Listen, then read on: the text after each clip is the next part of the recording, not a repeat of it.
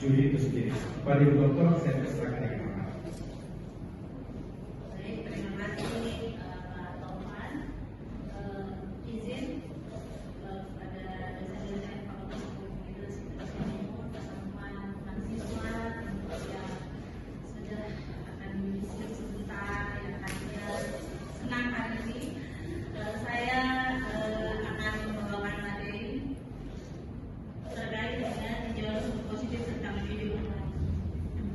Saya pikir judi dalam konteks judi itu berarti pertaruhan yang untung-untungan sifatnya.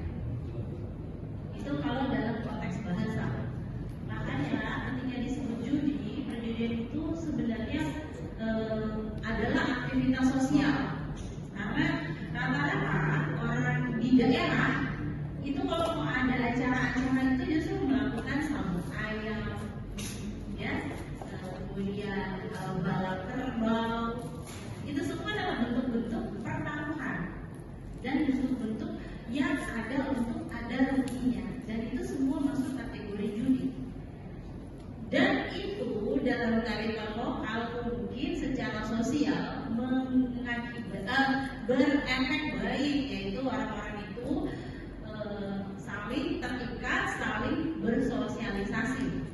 Akan tetapi karena imbas dari perjudian itu negatif, maka di dalam hukum harus diatur. Hukum itu tujuannya adalah untuk ketertiban.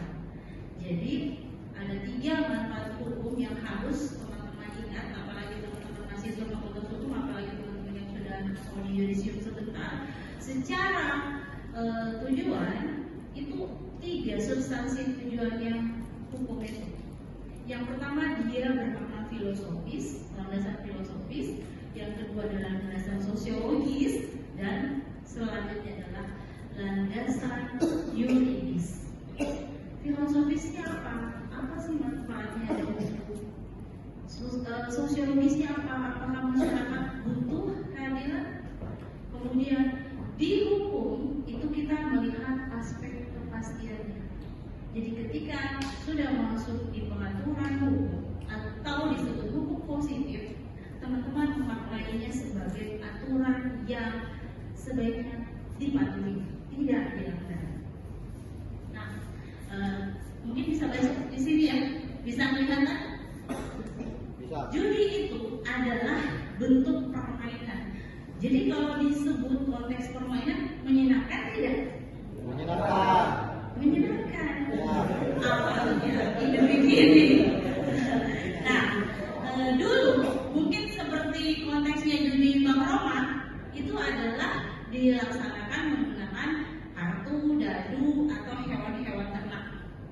Tapi makin kesini, era internetnya semakin bagus, masa kontemporer, bukan lagi kita tidak pakai lagi istilah konvensional, modern, tapi kita pakai lagi istilah kontemporer yang mungkin lebih canggih. Itu kita pakai namanya bentuk kejahatan cyber di dalam hukum. Jadi kejahatan cyber ini kemudian berbeda acuannya dengan sekedar memakai dadu atau kartu atau slot secara langsung. Ini bahkan di smartphone atau handphone teman-teman mahasiswa sekalian, Bapak Ibu sekalian, itu bisa loh dimainkan. Dan biasanya awalnya itu kita diiming-imingi hadiah. Nah, ini jangan-jangan dia bukan jadi tidak sopan ya, please. Ya, oke. Jadi dalam konteks ini saya kasih lihat ya, kalau kita orang hukum atau orang-orang yang belajar di perguruan tinggi itu kita main by data ya. Jadi pelaku judi online atau bisa dikatakan sebenarnya korban, hati-hati ya, nanti ada definisinya. Itu datang dari beragam profesi. Yang paling aneh dari legislatif kita, karena ada 1000-an anggota DPR itu tertangkap menggunakan judi slot pada saat dia sidang. Ajar banget.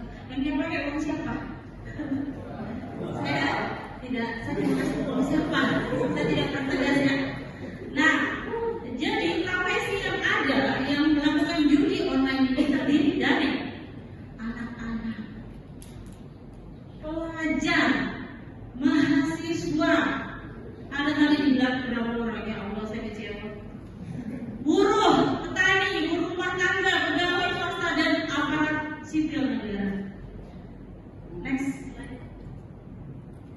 Ini datanya ya.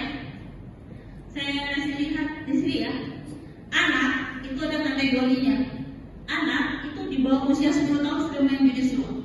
Jumlahnya itu 80.000 orang dari 2,37 juta data Kompas di 6 Juni